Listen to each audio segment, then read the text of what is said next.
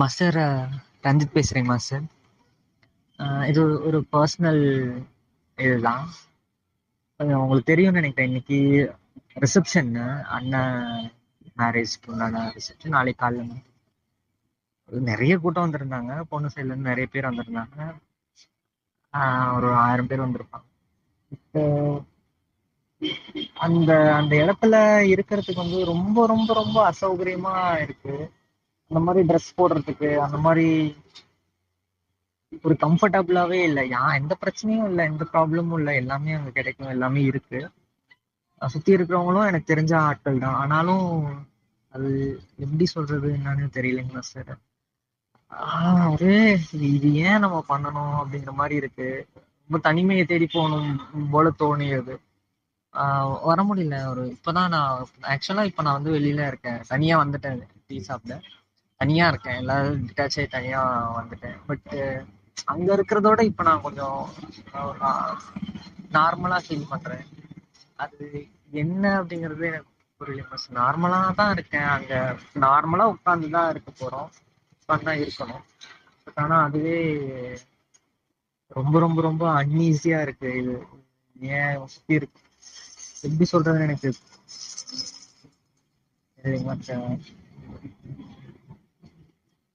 ஒரு பயங்கரமான ஒரு இரிட்டேஷன் ஃபீல் வருது. பயங்கரமான ஒரு இரிட்டேஷன் வருது.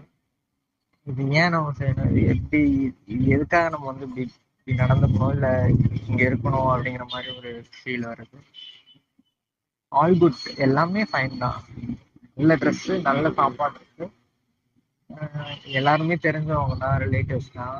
ஸோ எங்க எங்க வேணா நம்ம போயிட்டு வரலாம், யாரை வேணா கேட்கலாம் மாப்பிள்ளை சைடுன்றதுனால. பட் ஸ்டில் அந்த டிஸ்கம்ஃபர்ட் வந்துடுது. இப்போ தனியா வந்துட்டேன். அப்பதான் சும்மா பைக் எடுத்துட்டு வெளியில வந்திருக்கேன். டீ சாப்பிட்டுட்டு இருக்கேன். அப்பதான் கொஞ்சம் காமா ஃபீல் பண்றேன். ஓகேவா இருக்கு. கொஞ்சம் கொஞ்சம் இப்போ என்னால விட்னஸ் பார்க்க முடியுது. அங்கேயும் விட்னஸ் பார்க்கலாம். பட் அது அது ஒரு மாதிரி பிடிக்கவே மாட்டேங்கிறாரு. அது என்ன அப்படிங்கறது எனக்கு புரிய மாட்டேங்குது. இந்த லைஃப் ஸ்டைலே எனக்கு வேண்டான்ற மாதிரி ஒரு தோணல் இருந்துச்சு அங்க இருக்கும்போது. தனியா வந்ததுக்கு அப்புறம் காமா பீஸ்ஃபுல்லா இருக்கு. அது எப்படி எதனாலன்னு தெரியல. சரி உங்ககிட்ட சொன்னா ஒரு நல்ல சொல்லிடலாம் அப்படின்ற மாதிரிதான். இது சொல்றது கூட என்னை சுத்தி இருக்கிற ஆட்கள் கிட்ட அதை சொல்ல முடியாது. அதனால ஒரு ஆடியோ போட்டு விடுறேன். சார், இது என் மேல தப்பா இல்ல இது சூழ்நிலையா, இது என்ன அப்படின்றது தெரியல. எனக்கு ஒவ்வாத ஒரு சுச்சுவேஷனா அது இருந்துச்சு, இருக்கு. ரொம்ப நேரம் என்னால அதுல இருக்கிறது ரொம்ப ரொம்ப டிஸ்கம்ஃபர்டா இருக்கு. ஆஹ் அதுதான் சார். அதுல இருக்கிற எதுவுமே என்னை என்டர்டைன் பண்ண மாட்டேங்குது. எதுவும் பெருசா என்னை ஈர்க்கவும் மாட்டேங்குது. சாப்பாடா இருக்கும், டான்ஸ் மியூசிக்கா இருக்கும், எல்லாம் எதா இருந்தாலும் அது எப்படி சொல்றேன்னு தெரியல. சரி, அதனாலதான் உங்களுக்கு ஒரு ஆடியோவா போட்டு விட்டேன். ஏன்னா நார்மலாக ஒரு பழமொழி இருக்குது, இனத்தோட தான் சேரும் அப்படின்னு சொல்லி கிராமத்தில் சொல்லுவாங்க. அது ஒரு காடு இருக்குது, காட்டில் சிங்கம், புலி, பன்னி, எருமை, நாய், கழுதை, மான் இப்படி எல்லாமே இருக்கும்.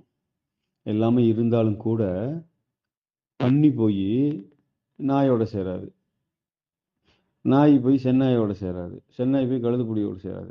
அதாவது இனத்தோட தனித்தனியாக இருக்கும். ஏன்னா ஒவ்வொன்றுக்கும் ஒரு மாதிரியான ஒரு மன அமைப்பு, ஒரு கேரக்டர், ஒரு ஃபிக்ஸ் ஆகிருக்கும். இருக்க முடியாது. பன்னியால் போய் நாய் கூட இருக்க முடியாது, நாயால் போய் பூனையோடு இருக்க முடியாது, பூனையால் போய் பசுமாட்டோடு இருக்கு. இந்த மாதிரி ஒரு அமைப்பு இருக்காது. அதனால இனத்தோட சேரும் அப்படிங்கிறது ஒரு பழமொழி. அந்த இனத்துக்குன்னு சொல்லி ஒரு உருவமைப்பு இருக்க மாதிரி ஒரு மன அமைப்பு இருக்கும், ஒரு ஒரு செக்டர் இருக்கும். அதுக்குள்ளே நிறைய வேறுபாடுகள் இருந்தாலும் அது அந்த ஒரு ஒரு ஒரு வளையத்துக்குள்ளே அந்த மன அமைப்புக்குள்ள அதெல்லாம் இருக்கும். ஆனால் இது ஃபர்ஸ்ட் ஸ்டேஜ். அதுதான் இனத்தோட சேருன்னு சொல்கிறது. இன்னொரு ஸ்டேஜ் இருக்குது. ஒரு சிலர் நீ அரிதாக பார்க்கலாம், ஒரு நாய் பூனைக்கு பால் கொடுத்துட்ருக்கும். பூனை குட்டி போட்டு செத்து போயிடும், 3-4 குட்டி இருக்கும். ஒரு பூனைக்கு பார்த்தீங்கன்னா நாய் பால் கொடுத்துட்ருக்கும். நாய் பார்த்தீங்கன்னா குட்டி போட்டு செத்து போயிடும், 4 குட்டி இருக்கும். ஆட்டுக்குட்டி அதுக்கு பால் கொடுத்துட்ருக்கும். ஆடு பார்த்தீங்கன்னா 2-3 குட்டியை போட்டு செத்து போயிடும், பசுமாடு பால் கொடுத்துட்ருக்கும். இந்த மாதிரி நிறைய குழந்தைங்களுக்கு, மனிதன் செத்து போன குழந்தைங்களுக்கு பால் கொடுக்குற இதெல்லாம் இருக்குது. ஆட்டுக்குட்டிலாம் இருக்குது. புலிக்குட்டிக்கு பால் கொடுக்குற நாயெல்லாம் கூட இருக்குது. புலி செத்து போனால் புலி வந்து குடிக்கிற நாய், புலி பால் குடிக்கிற பசுமாடு, இதெல்லாம் நான் பார்த்துருப்போம். ரேர் இது. நான் சொல்கிறது எல்லா இடத்துலையும் நடக்கக்கூடியதில்லை, ஆனால் ரேராக நடக்கும். இன்னும் ஒரு சில சம்பவம் கூட நடந்திருக்கு.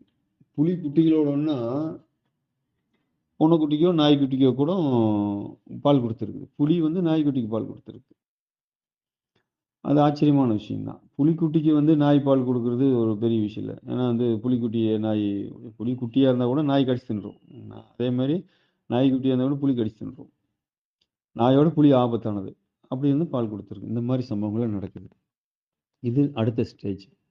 இது எப்படி நடக்குது? இது இனத்தோட சேரலையே. ஒரு ஒரு ஒரு இது நம்மளே கூட அந்த இது ஒன்று ஷார்ட்ஸில் போட்டிருப்போம். மானை பிடிக்கிறதுக்கு வரும், மான் வந்து குட்டி போட்டுட்ருக்கும், ஒரு புலி வரும். அதே மாதிரி சிங்கம் ஒன்று அதே மாதிரி சிங்கமும் பண்ணியிருக்கு, ஒரு புலியும் ஒன்று பண்ணியிருக்கு. டிஸ்கவரியில் கூட போட்டிருக்குறாங்க. அது இன்னும் சோசியல் மீடியாவில் சுற்றிட்டு இருக்கும். மான் குட்டி போட்டு ஓடிடும். அந்த செத்தையோடு அதை ஒழுதுகிட்டு அப்படியே கிடக்கும். அதை பார்த்தோன்னே அந்த குட்டி ஈஸியாக அடித்து குட்டி ஈஸியாக, ஆனால் அதை பார்த்தோன்னே அதனால் வந்து இது பண்ண முடியாது, சாப்பிட முடியாது. அந்த இது வளர்த்தோம். அதுதான் அது ஒரு ஆச்சரியம். வேறு எந்த ஒரு சிங்கம் வந்தாலும் அதை சாப்பிட விடாது. அதேமாதிரி இந்த புளியும் வந்து வேறு புளி கடிக்க விடாது. ஓநாய் ஒன்று துரத்தும். உடனே அந்த மான் குட்டியை கழுத்தில் கவ்வி மரத்து மேலே ஏறி கொண்டு வச்சு பாதுகாக்கும். ஓநாய் என்ன தின்றக்கூடாதுன்னு இருக்கிறார். அப்படி வந்து வளர்த்துதுன்னு சொல்லி அதை கண்டினியூவாக அதை ஃபாலோ பண்ணி வந்து ஃபிலிம் எடுத்தாங்க அந்த பிஹெச்டி பண்ணுறவங்க. அது ரொம்ப பேசப்பட்டது. ஒரு புலி மான் குட்டியை வளர்த்துச்சு, பால் கொடுத்துச்சு. இது ஒரு பெரிய ஆச்சரியமான இது நடக்குது அங்கே. அதே அம்மாவுக்கு கிடச்சிருந்தா அந்த புலி வந்து அந்த மானை சாப்பிட்ருக்கலாம். சாப்பிட்டு தான் அது துரத்தி வந்து பிடிக்க வந்தது. இந்த மாதிரியான சம்பவங்களும் நடக்குது. இது அதுக்குள்ள அந்த ஒரு இது 2வது ஸ்டேஜ். இது 2மே மனோ சார்ந்த விஷயங்கள். அந்த மனம் சார்ந்த இந்த பக்கம் வரோமா, மனதிலிருந்து நம்ம உடலை நோக்கி பயணிக்கிறோமா, மனதிலிருந்து ஆன்மாவை நோக்கி பயணிக்கிறோமா அப்படிங்கிறது இருக்கு. இந்த கருணை, அன்பு, இந்த சமாச்சாரம், போக்குவரத்துலாம் என்ன பண்ணணும்னா மனதிலிருந்து ஆன்மாவை நோக்கி பயணிக்கிறது.